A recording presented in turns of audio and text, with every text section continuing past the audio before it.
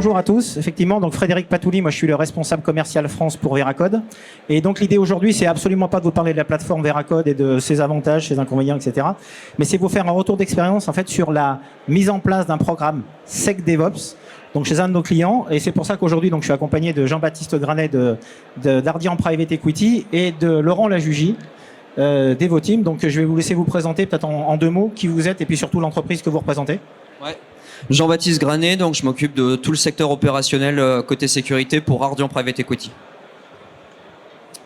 Et du coup, Laurent Lajugie, donc responsable de l'offre SecDevOps, effectivement chez Devoteam, et on travaille avec Frédéric et Ardian depuis un certain temps maintenant. Bon, tu peux le dire en souriant, hein, c'est pareil. Hein. Donc dans un premier temps, première question pour toi Jean-Baptiste, est-ce que tu peux nous expliquer justement quel est ce programme Move to SecDevOps que vous avez implémenté et puis pourquoi avoir mis en place cette démarche en fait? Ouais, alors je vais commencer par le pourquoi. On a eu la nécessité de faire évoluer les programmes cyber. On a vu un système IT qui a énormément évolué sur les dernières années, avec l'arrivée du cloud, l'arrivée de l'agilité, des modèles DevOps, etc. Et pour continuer à remplir pleinement la fonction de la sécurité, c'est-à-dire protéger à la fois les assets et les personnes, on a eu la nécessité de revoir le fonctionnement de la sécurité dans son ensemble. Maintenant, je vais passer au comment. Nous, on a axé cette transformation autour de deux piliers principaux.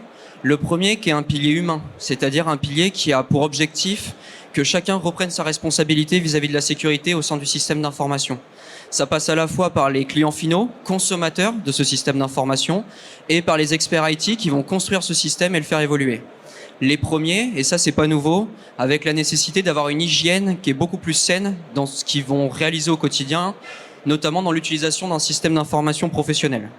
Et les seconds, et c'est là où on va aller chercher l'innovation, vont devoir reprendre la sécurité dans ce qu'ils réalisent au quotidien au sein de leur ligne métier. Plus précisément, on va avoir des développeurs qui vont devoir réaliser du code sécurisé, on va avoir des opérationnels qui vont devoir construire des infrastructures sécurisées, et ça pour toutes les lignes métiers. Le second pilier, il est beaucoup plus technique, et il va venir en support du premier, c'est-à-dire qu'on va ramener tout ce qui est lié au processus, tout ce qui est lié aux formations, à l'accompagnement, mais surtout à l'outillage. On va voir comment on va pouvoir accompagner. On demande à ce que chacun reprenne la sécurité, mais on n'est pas sur des experts. Du coup, on va devoir leur mettre les bons outils, on va devoir mettre en place le bon accompagnement au bon moment, aux bons endroits, pour qu'ils puissent réaliser cette sécurité sans que ce soit painful pour eux. Et on va devoir ramener cette valeur à travers des outils, que ce soit Veracode pour l'applicatif ou d'autres outils pour accompagner l'opérationnel, le monitoring, etc. Merci Jean-Baptiste. Donc tu parlais effectivement des outils, mais la mise en place d'un outil, en fait, tu as choisi de te faire accompagner donc, par Devoteam. Chez beaucoup de clients, nous, on s'aperçoit que les clients prennent un outil, ils disent ça y est, j'ai mis en place une plateforme et donc du coup c'est magique, ça y est, j'ai rempli le devoir et la sécurité elle est là. Et on voit bien souvent qu'effectivement ça marche pas. Et donc tu as choisi effectivement de te faire accompagner par Devoteam. Est-ce que tu peux nous expliquer pourquoi justement cet accompagnement? Effectivement, je vais commencer par pourquoi l'accompagnement dans un modèle où on cherche à déléguer la sécurité. Parce que c'est des programmes qui prennent énormément de temps. On est sur des changements extrêmement structurants.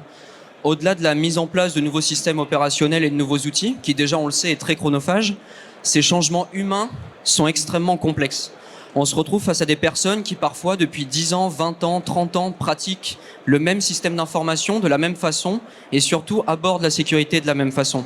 C'est-à-dire de manière, on le sait, assez péjorative, avec une sécurité qui parfois est négative. Et on va devoir travailler avec eux, travailler l'humain. On n'est même plus sur de la sécurité directement, on est vraiment sur de l'humain pour réussir à effectuer ces changements. Donc ça va passer par beaucoup de disponibilité, beaucoup d'accompagnement, beaucoup de discussions, beaucoup de café. On va voir avec les équipes comment on va pouvoir se rapprocher d'elles, comprendre leurs enjeux. Et ça demande forcément de la scalabilité humaine parce que ça demande de la disponibilité. Maintenant, plus précisément, pourquoi Devoteam et pourquoi les équipes de Laurent? Tout simplement parce qu'on était alignés sur la finalité de ce programme et sur le cœur du programme, c'est-à-dire l'humain. On en parle beaucoup, mais c'est vrai que c'est vraiment au cœur de ces transformations. Et avec Laurent, on était alignés sur ces aspects, sur l'importance de la transformation humaine avant la transformation technologique, pardon. Et c'est ce qui a permis de faire cette collaboration relativement successful depuis maintenant plus d'1 an et encore pour les prochaines années. Alors une question pour toi justement maintenant Laurent, ta mission, est-ce que tu peux nous décrire la mission que tu avais auprès de Jean-Baptiste et de ses équipes et quel a été l'apport de Devoteam justement pour les équipes d'Ardian? Bah, tout à fait. Alors déjà, merci beaucoup Jean-Baptiste. L'objectif, c'était vraiment de pouvoir uniformiser l'ensemble des approches chez Ardian, effectivement. Les personnes étaient très motivées, donc ça c'est déjà une très très bonne chose parce que bon, c'est pas le cas de tous nos clients, effectivement. Les personnes étaient sensibilisées aux enjeux de la cybersécurité, donc ça aussi c'est un vrai travail de fond qui avait déjà commencé même avant que j'arrive. Mais le but était vraiment d'uniformiser. Il y a énormément d'équipes de développement notamment, mais aussi sur la partie architecture et DevOps, etc. chez Ardian, chacun avec son ancienneté, son expérience, chacun avec ses pratiques, presque chacun avec ses outils. Et il y avait vraiment cette notion de visibilité et d'homogénéisation qui ont été très importantes, surtout au début, pour s'assurer que justement tout le monde aille bien dans la bonne direction. C'est bien de sensibiliser un développeur, c'est bien de lui dire qu'il faut faire de la sécurité, mais il faut lui donner vraiment les outils pour créer derrière son adhésion, son adhérence. On parle beaucoup d'humain, mais c'est vrai que c'est quand même le cœur de cette acculturation au SecDevOps au quotidien. Donc voilà, mon objectif principal, ça a été cette visibilité, homogénéisation, et derrière, au quotidien, ce coaching vraiment des équipes sur voilà comment faciliter la prise en compte de la sécurité, faire en sorte qu'ils ne voient plus la sécurité, comme disait Jean-Baptiste, comme c'est juste un frein à mon projet. Mais là, vraiment, en fait, si je prends en compte la sécurité tôt dans mes projets, c'est un avantage, c'est un bonus, et justement, derrière, j'ai des applications qui sont sécurisées. Quand je fais un test d'intrusion, j'ai beaucoup moins de vulnérabilité, etc., etc. Donc vraiment, tout ce coaching du quotidien, c'est un accompagnement qui a été assez dégressif, je dirais, puisqu'au début, voilà, il a fallu évangéliser beaucoup d'équipes. Et petit à petit, ils ont été assez matures, assez rapidement, et derrière, il y a eu cette autonomie. Donc voilà, cette partie coaching a été vraiment dégressive à ce niveau-là. Alors un projet comme ça, c'est pas un long fleuve tranquille. On suppose qu'effectivement, vous avez rencontré un certain nombre de points de contention, de difficultés. Lesquels ont été les points principaux que vous avez rencontrés en termes de problématiques et comment vous les avez solutionnés justement? Franchement, c'est encore le côté homogénéisation qui manquait. Les équipes étaient un petit peu silotées, pas silotées dans le sens géographique du terme, mais silotées dans le sens justement pratique du terme. Chacun avait sa vision, chacun avait ses appétences, chacun voyait la sécurité comme il pouvait, chacun n'avait pas forcément le même temps alloué pour justement gérer cette partie sécurité. Donc, il a fallu homogénéiser leur vision et pour le faire, on a eu la bonne idée avec Jean-Baptiste de passer par le côté offensif. On avait affaire à une population, beaucoup de devs, de DevOps et d'architectes. Et donc, côté bleu, on va dire, côté construction, on leur apportait le côté rouge, le côté offensif, leur dire voilà comment un attaquant procède pour attaquer les applications qui construisent, pour attaquer les infrastructures qui construisent, ce côté offensif. Et justement, c'est la meilleure attaque, c'est la défense. Et inversement, à travers ce mindset offensif, on a pu justement centraliser leur vision, leur faire comprendre pourquoi c'était important de mettre de la sécurité à tel endroit et peut-être pas à un autre endroit, que c'était plus efficace de le faire comme ça et comme ça, comme ça. Et derrière, justement, il y a eu des guides de sensibilisation, des formations, mais ça a tout de suite créé une bonne adhésion, une bonne adhérence de leur part pour comprendre pourquoi effectivement c'était important de le faire et surtout de telle façon, à tel endroit dans leur code. Question pour toi maintenant, Jean-Baptiste. Ardian Private Equity, vous travaillez dans un domaine quand même un petit peu sensible, vous manipulez des données qui sont sensibles également. Le choix de travailler avec Veracode, qui est une plateforme aujourd'hui full SaaS, hébergée dans un cadre public, pourquoi ce choix? Pourquoi ça ne vous a pas posé de problème? Je sais que souvent, on nous pose la question. Vous êtes dans un domaine qui est quand même très sensible. Pourquoi ce choix? Vu comment le cloud est un sujet clivant, je vais commencer par dire que je suis ni un pro on-premise ni un pro cloud. Le cloud, c'est un outil. Et quand je parle de cloud, je parle à la fois du système d'information, mais également de toutes les plateformes cloud natives. Le cloud, il faut l'aborder de cette façon-là, de manière très pragmatique.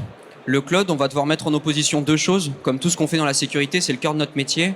C'est les avantages et les bénéfices qu'on va pouvoir tirer d'un outil extrêmement puissant, c'est-à-dire de la haute disponibilité, de l'innovation, etc. C'est ça qu'on va retrouver sur les systèmes cloud.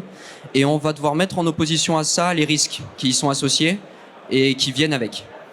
On a fait ce travail-là concernant Veracode et on le fait sur tous les outils qui sont natifs au cloud. Et on s'est rendu compte qu'on ne pouvait pas se passer d'un outil qui apportait autant de valeur à notre projet SecDevOps comme Veracode. Il était nécessaire que cet outil, on l'implémente sur notre SI et il apportait tellement de valeur qu'on devait plus travailler sur le côté risque que simplement refuser un outil parce qu'il venait du cloud.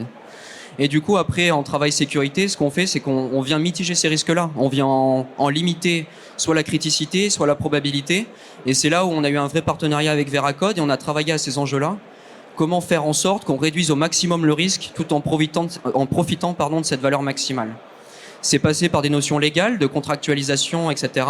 C'est aussi passé par des solutions techniques que met à disposition Veracode, que ce soit en termes de localisation, de serveurs européens, de choses comme ça, que ce soit à travers leur plateforme directement, dans ce qu'ils vont proposer. On va faire des choix techniques, on va faire des choix sur le chiffrement, les données, etc.